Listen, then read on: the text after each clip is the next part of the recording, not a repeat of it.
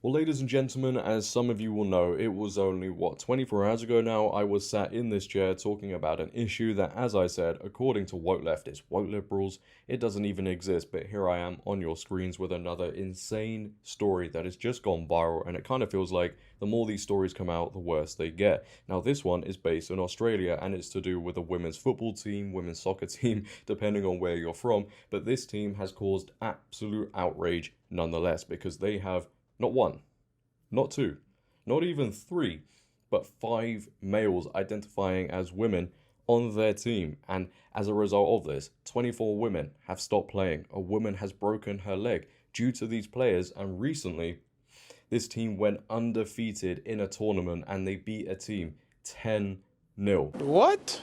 It's totally normal though, right? Nah.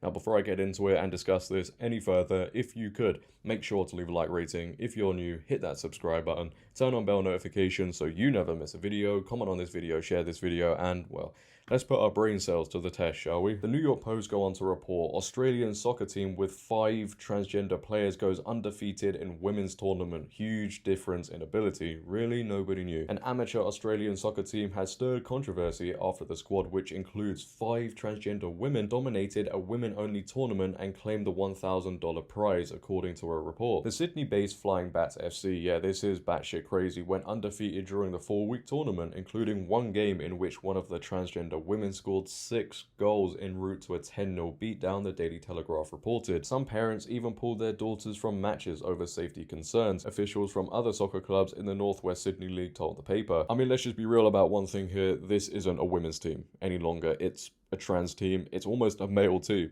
right? They don't deserve the right to be called a women's team. There are 11 players in one team in football or soccer, and this team has 5 dudes running around, destroying the competition, dominating games, one of them scoring 6 goals, beating a team 10-0. They went undefeated. And look, this is starting to look like Lady Ballers for sure, if you ask me. They believe the Flying Bats, who are backed by Pride Football Australia, should instead play in the mixed gender games that include men and women. Our girls are here to play for fun and expect to play in the female competition. They did not sign up for a mixed competition, one senior club official said. Some of the parents were so concerned they would not let their daughters play, the official continued. It was so disheartening for them to see the huge difference in ability. They're killing it. Kyralee Smith, a spokesperson for Binary Australia, an advocacy group that maintains there are only 2 genders because there are, told the Daily Telegraph that the league is putting the players at risk. She claimed that some girls were told not to complain or forfeit in protest for fear of repercussions. So yeah, like always when we cover these contact sports, these women are being put at risk and they're experiencing something that they didn't sign up for, but this woke agenda must be pushed, and individual feelings are up here, the truth, reality, common sense, and women's safety is all the way down here. And with this story, these women were told, no, don't complain, don't forfeit, just play along with the madness or you could face repercussions. And, you know, some people will say, well, it's worth taking a stand and facing those repercussions, and some people will say it's not.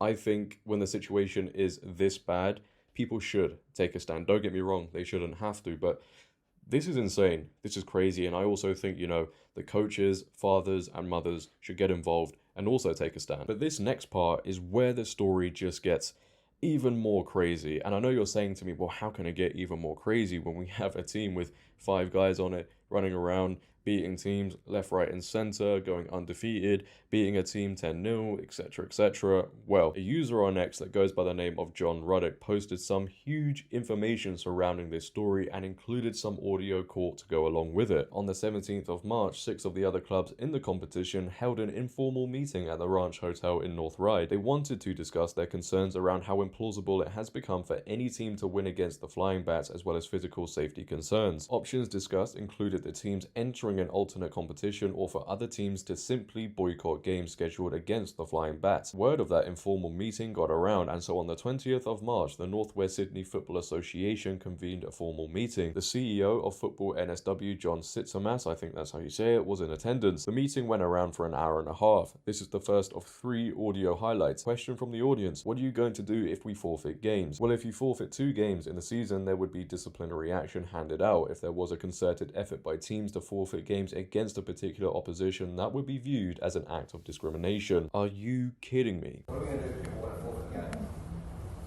What are we going to do if we forfeit games? What are the risks? Well, Did that by 3 o'clock. Regulations, Matt? Yep, so if you forfeit 2 games in a row, two games in a row. Any 2 games in a row? Any 2, no 2 games in this season. You can be front to the GP team, and disciplinary action can be handed out. There's also been discussion around the view that if there was a concerted effort by teams to forfeit games against a particular opposition, that could be viewed as an act of discrimination. Yeah, well, you all heard that. Standing up for the truth now and women's safety is an act of discrimination. This is the level it's getting to. But in the second audio, the club president says, a couple of years ago, one of the Flying Bats players broke one of our players' legs in 2 places. She's no longer playing football. As a small club, I've lost 24 players, and that's a direct result of not wanting to play against the Flying Bats. I mean, I don't even know what to say about that. Take a listen. So, Frank Parisi, president of St. Pat's. A couple of years ago, one of the Flying Bats players broke one of our players' legs in a game, and it was in the lower division, so we're not talking about the leads, so they were really tall, clumsy tackle. They got tackled from behind. Our player had their leg broken in 2 places. She's no longer playing football. Okay? And it was a direct result of a real bad, tall player in a real clumsy tackle. Didn't get a red card, didn't get a red card. Right? Accidents happen, I know, we spoke about that. But this could have been avoided because my 5'6" player, who didn't even weigh 60 kilos, against a 6'2" player who was maybe 90 kilos, in a real bad clumsy tackle broke her leg. Now, one of our players rushed over to our player to try and help us. She was screaming in so much pain, and at that time made a derogatory remark to the Bats player, which we apologised for. They got suspended and so forth. Fine. The Bats player, nothing happened to them. As a result, I've lost those 2 players to the game. Now, I've also lost my 2 women's team. We're in a very small club that I'm trying to build. We've been there since 2000, and I've lost 2 women's team as a direct result of them not wanting to play against Bats players. I'd like to get your comments about that, because as a small club, I've lost 24 players. Okay? And that's as a direct result, and they've all said to me, Frank, we do not want to play against the Bats players. Right, so can we break this down a little bit, right? Because you've given an example from the past. Thank you. So Tom, from a refereeing perspective, all right, is every tackle that results in an injury, will it be penalised? No, I've seen a bone come through a shin from a play on tackle. Yeah, No, of course not. okay. So then, if a player abuses another player, would that ordinarily be penalised by the referee? It's a separate incident, each would be dealt with according to law. Well, that's what happened. I have no So, concerns okay, about no, I just want to establish that because I've seen players in trouble feel like I would just like to get my yeah, that's opinion. okay. Yeah, So, I think it's Jen, let's throw it to you. I think I feel really sorry that that's happened for your club. I feel really sorry for those players and for your club. I don't see that saying trans players shouldn't be involved is necessarily the response to that. I just feel really sorry that happened. I mean, yeah, look, you can tell she feels so sorry for them that still the correct response isn't to stop men competing against women, stopping these players from injuring other women, and as a direct result, stopping other women from playing. This is a woman as well who still won't even admit this is wrong. Insanity. But in this final audio clip we have, an official says, the policy in our association is that you're entitled to play in the gender to which you identify. Wow, stunning, brave. The board is currently working on a diversity and inclusion policy, and that's what it says because we have to say it. It's what we're required to say, and it's what we want to say. We'd be keen to understand why we have to say it. Where's that coming from? Probably from someone or a group of people with a lot of money and influence. But take a listen, ladies and gentlemen. Yeah, so the policy within our association, as it is with all community sport in Australia, is that you are entitled to play in the gender to which you identify. Have I said that right? Yeah, okay, thanks. So that is our that's everybody in community sport is at that level. But the board is currently working on a diversity and inclusion policy, which we have in a pretty advanced draft state at the moment. And that's what it says because we have to say that. That's what we're required to say, and that's what we want to say.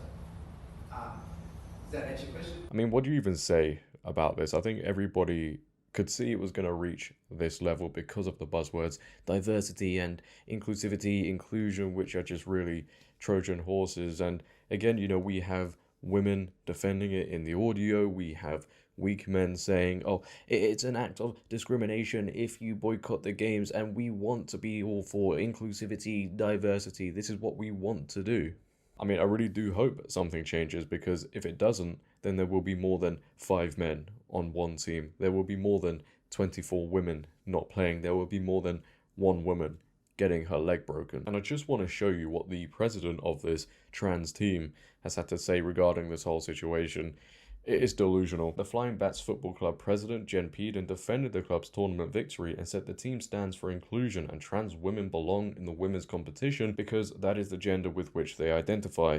Bloody hell. As a club, the Flying Bats FC stands strongly for inclusion and pride ourselves on safe, respectful and fair play, the promotion of a supportive community for LGBTQIA+ players, officials and supporters, and the significant physical, social and mental health benefits that participation in sports brings, especially to marginalized members of the LGBTQIA+ community. We are a club that values our cisgender and transgender players equally, Peden said. Well, that statement right there shows you don't respect your players equally, because you're using the term cisgender, which is very disrespectful to women and men when it is used. They are just women. We are just men. No cisgender involved there. And it's always the physical and mental health benefits of the marginalized individuals, which that term doesn't make sense, but that's always placed on a pedestal ahead of everybody else. I don't think that woman who got her leg broken is very happy. Is that taken into consideration? Definitely not. And I know the woke activists who come across this video or who are responding to this story, they'll say, well, this woman could have got her leg broken by another woman, and women get injured by other women in the sports all the time. That's true, of course it happens, but more often than not, when you have a full-grown dude, and on this team, 5 of them at the minute anyway, next year it could be 11, but when you have a full-grown dude clattering into a woman for the tackle or whatever, more often than not, she's going to get seriously hurt. The dudes are stronger, they're bigger. It's just going to happen. I understand this because, first and foremost, I'm a football fan, and then, I think more importantly, I have common sense. I understand truth, reality. Women will get hurt if men are playing. It is that simple. I understand women should be safe and protected. Clearly, these organizations don't care about that. So I'll stress this point again for the woke liberals who do come across these videos and don't understand. If these men were not playing, this woman who got her leg broken probably doesn't happen, and she's probably still playing. If these men aren't playing, 24 other women are still playing. But leave your thoughts down below on this one, ladies and gentlemen. What are your thoughts on this insane story?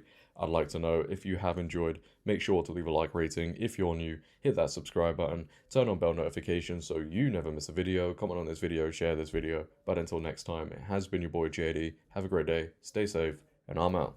Peace.